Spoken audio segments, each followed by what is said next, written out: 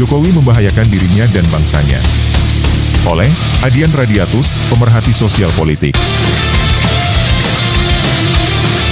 Keberanian Presiden Joko Widodo untuk melintas batas politik kekuasaan dapat terjadi sebenarnya karena dukungan sistem kekuasaan yang bersedia di bawah kendalinya selama ini.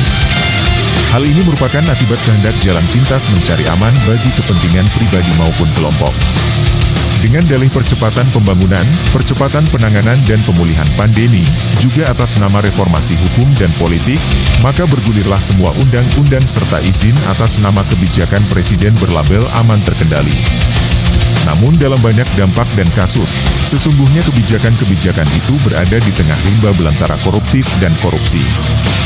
Pada gilirannya berujung saling sandera dan berdampak pada carut-marutnya kekuatan kekuasaan yang tengah kita saksikan lewat drama Mahkamah Konstitusi, MK, terkini.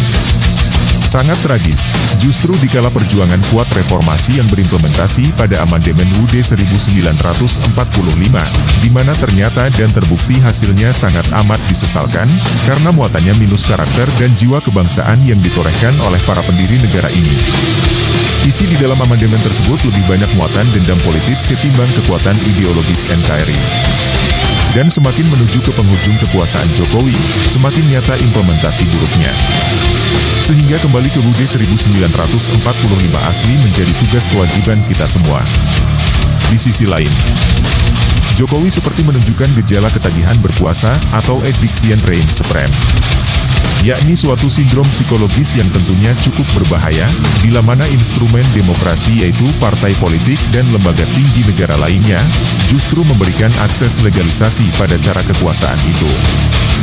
Situasi ini tentu saja sangat amat tidak sesuai marwah demokrasi Pancasila, di mana sangat menjauhi cara-cara nepotisme bernapas kolusi bernuansa koruptif terhadap kehidupan berbangsa dan bernegara yang sehat dan kuat.